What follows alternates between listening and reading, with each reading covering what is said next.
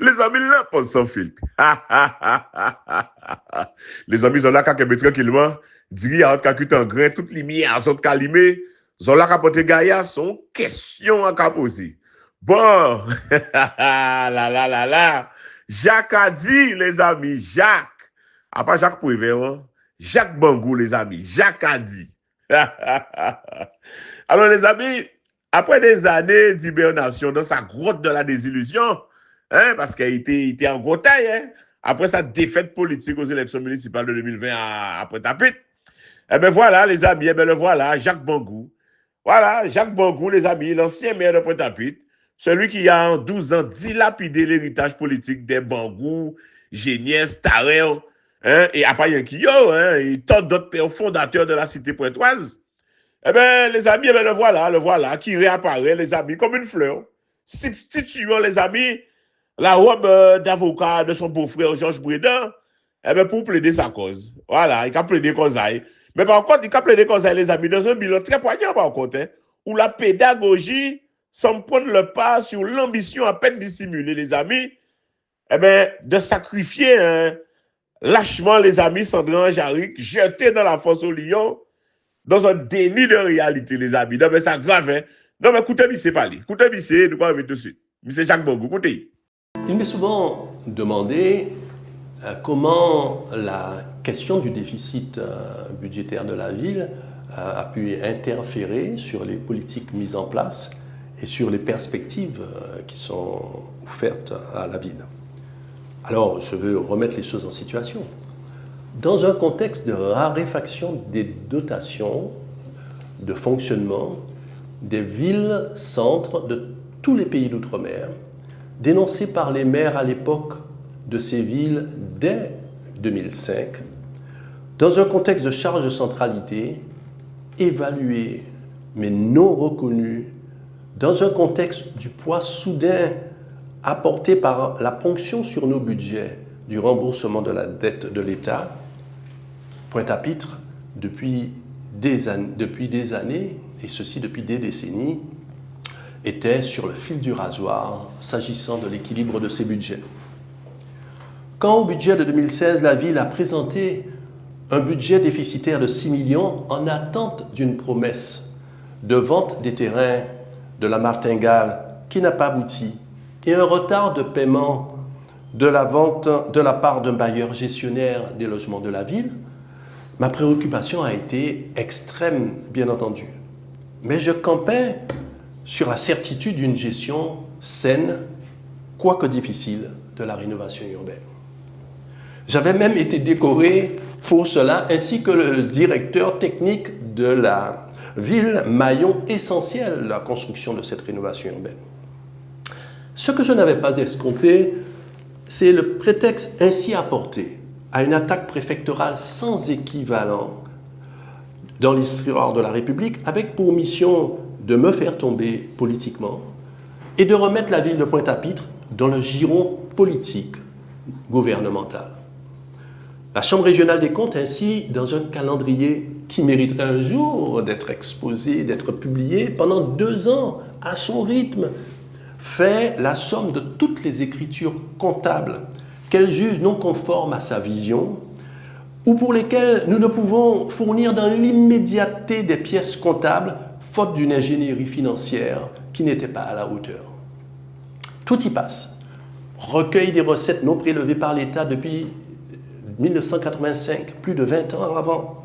Imputation en déficit de la valeur des terrains que nous avons apportés en financement même de cette rénovation urbaine. Inscription en déficit d'opérations jamais faites par la ville, mais inscrites dans des projets d'investissement sur le long terme. On construit ainsi, artificiellement, un déficit dit de 90 millions. On laisse suggérer même qu'il pourrait être à hauteur de 120 millions. C'est énorme. D'autant que j'apparais alors, et je ne doute pas que c'était intentionnel, comme le principal suspect de ce qui aurait été un vol de près de 100 millions d'argent public, et à mon profit. La réalité, c'est qu'une fois chassé par les manœuvres du préfet et du gouvernement qui appelle mes adversaires aux dernières élections municipales entre les deux tours pour organiser leur combat sauvèrent un revivement de la CRC. Revue de la somme initiale du prétendu déficit de 90 millions à 75 millions.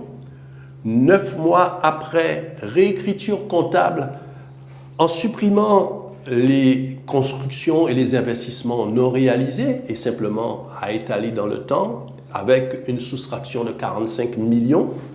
L'État abandonne à son tour 10 millions de dettes de la ville qui sont à hauteur de ses propres insuffisances pour le non-recueil des recettes de la ville depuis des années. Et enfin, la CRC finit par remettre dans les comptes de la ville les sommes dues par le centre, par la communauté d'agglomération Cap Excellence. Sans aller plus loin, on voit que le déficit disparaît sans aucune mesure supplémentaire. La vente d'une partie du patrimoine à la SIG a même été une opération politique malvenue qui fragilise paradoxalement les finances communales. Ce tour de passe-passe a justifié la prise en main par l'État de la conduite politique de la ville. Il en est résulté en particulier une augmentation faramineuse de la taxe foncière. Celle-ci est injustifiée. Elle est surtout mortifère lorsqu'on est propriétaire dans la ville. C'est un cancer fiscal qui a été inoculé par le maire actuel. Enfin, la temporalité de la disparition du prétendu déficit a été faite pour permettre au maire la mise en place des 2 dernières années d'une politique d'embauche clientéliste et de décision au demeurant condamnée par le tribunal administratif de soudoiement du personnel et des commerçants s'apparentant à une prise illégale d'intérêt. On me demande souvent de commenter et de donner mon avis sur la gestion du maire actuel, Harry Duhamel. N'est pas naturel d'aller commenter au quotidien le travail de maire qui doit assurer le quotidien, les imprévus de la vie d'une ville. Gérer une ville, c'est surtout répondre aux desiderata de chaque administré. Et cette contingence individuelle, cette exigence individuelle est difficile. Et au-delà de cette gestion de proximité, c'est porter, et ça j'y tiens, un regard politique sur le devenir de cette ville. C'est inscrire cette ville dans le bateau commun qu'est notre Guadeloupe en quête de destinée. Si on a cette définition en tête, en tout cas c'est la mienne, je peux répondre en disant que la gestion de proximité, elle a été entachée d'une propension maladive, caractérielle du maire sortant. Volonté d'effacer toutes les traces, même les plus brillantes et évidentes, de ses prédécesseurs, comme souffrant à l'avance de complexes ou de comparaisons. Il n'a pas été élu pour cela. La gestion de proximité, dans cette mandature qui lui a manqué, elle a été caractérisée par l'anéantissement, pour des visions politiciennes, des structures d'insertion insérées et réparties dans les différents quartiers de la ville et qui faisaient participer les jeunes de ces quartiers à la gestion urbaine de leur environnement, à la propreté, au débroussaillage, à la gestion des espaces verts. C'est la mise à genoux du CCAS. Le CCAS qui est l'organisme, qui est le bras armé des politiques sociales de la ville. Et ces politiques sociales ont été, en Guadeloupe, et par Pointe-à-Pitre, extrêmement d'avant-garde. Rappelez-vous tout ce que nous avons pu construire et tout ce que, avant moi, le maire Henri Mangou avait pu apporter pour la gestion des bacheliers, pour les bourses, pour la gestion des personnes âgées, pour la carte des personnes âgées, pour la gratuité du transport public, sans compter l'aide individuelle. Eh bien, tout ceci a disparu et il n'y a pas eu de perspective en remplacement. Le peu qui a été fait en gestion de proximité a été la reproduction d'initiatives anciennes avec, de manière maladive, la volonté de changer le nom ou l'appellation. Quant à la trajectoire politique, qui est le deuxième volet, il faut rappeler quand même quelque chose d'essentiel.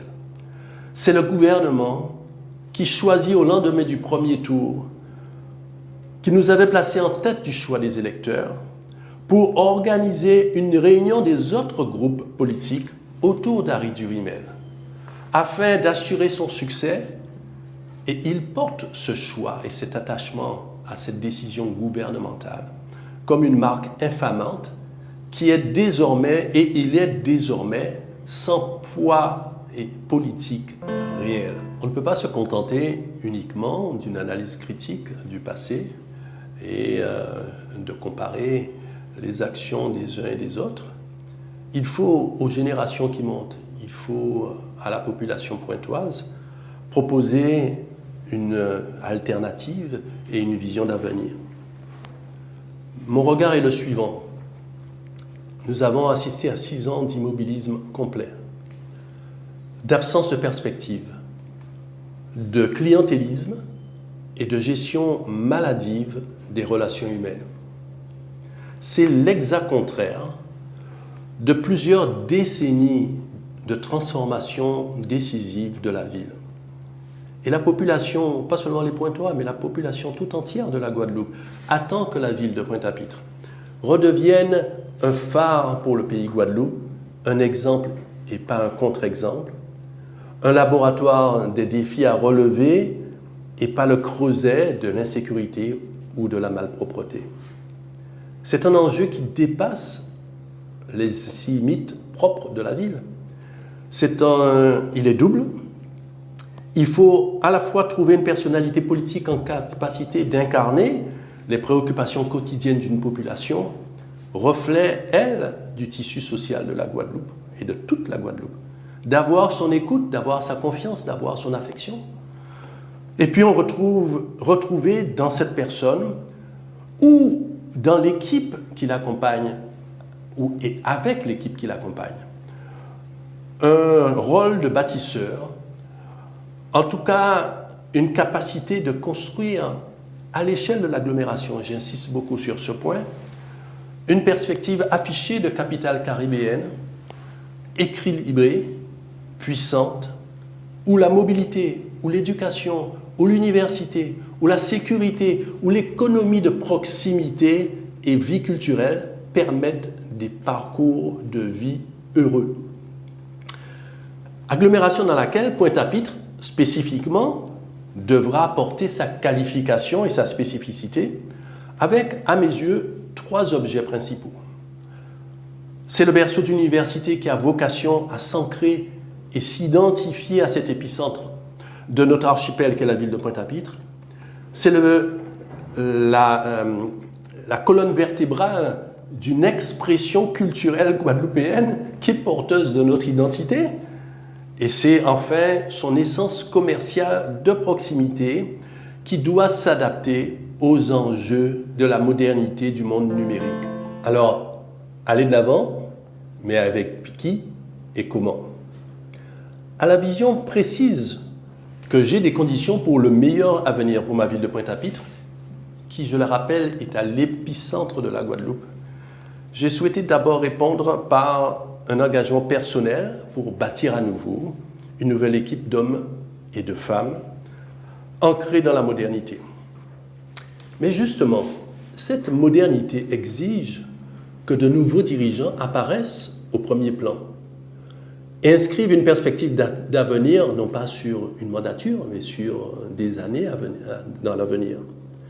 C'est pourquoi je pense qu'à la tête de la ville doit maintenant apparaître une personnalité appartenant à une tranche d'âge intermédiaire entre la jeunesse impatiente, quelquefois révoltée, porteuse de nouveaux codes, celle des millénaires, et la tranche d'âge des plus anciens, celle des boomers, la mienne, qui vieillit avec expérience et exigence, qui est porteuse de conseils, mais qui doit maintenant tendre la main et passer le flambeau. C'est un fait social indéniable. Et ne pas en tenir compte, c'est déplacer dans le temps des problèmes de leadership aggravant des luttes à venir ou ambitions personnelles et culture d'ego incontrôlable troubleront de plus en plus le jeu politique. J'ai donc décidé, tant que mon expérience politique et humaine me donne un petit peu de crédit ou donne un peu de crédit à ma parole, de passer la main dès maintenant s'agissant de la charge de premier magistrat de la ville, pour permettre un changement de génération. Dans l'immédiateté, Sandra Anjaric m'apparaît comme celle qui, autour de moi, fort d'une expérience de gestion commune, forte d'une fidélité à des principes politiques jamais démentis, comme celle de la plus à même de conduire cette évolution. D'abord parce que c'est une femme, et c'est important, parce que c'est une mère en prise avec les réalités quotidiennes du terrain. Gestion, gardiennage des enfants, garde d'enfants, école, sport, activités culturelles, activités associatives, parce elle a l'expérience de la prise en charge réussie des transformations en dentelle dans le centre-ville, par la gestion des dents creuses au profit d'opérations spectaculaires d'intégration de logements diversifiés dans le centre ancien, participant à la renaissance de celui-ci. Parce qu'elle a été une conseillère départementale appréciée sur le terrain, parce qu'elle est enfin une dirigeante de notre parti qui se veut être le garant d'une politique progressiste, mais qui pour autant est ouvert à la diversité politique autour de la gestion communale. Alors, pour toutes ces raisons, oui, je porterai et je porte pendant toute cette campagne mon soutien à l'équipe que dirigera Sandra Anjaric et je les accompagnerai pendant toute la mandature qui viendra. Alors, Jacques Borgou, il analyse la mandature du maire actuel, Henri Durimel, et on réclame même le positif.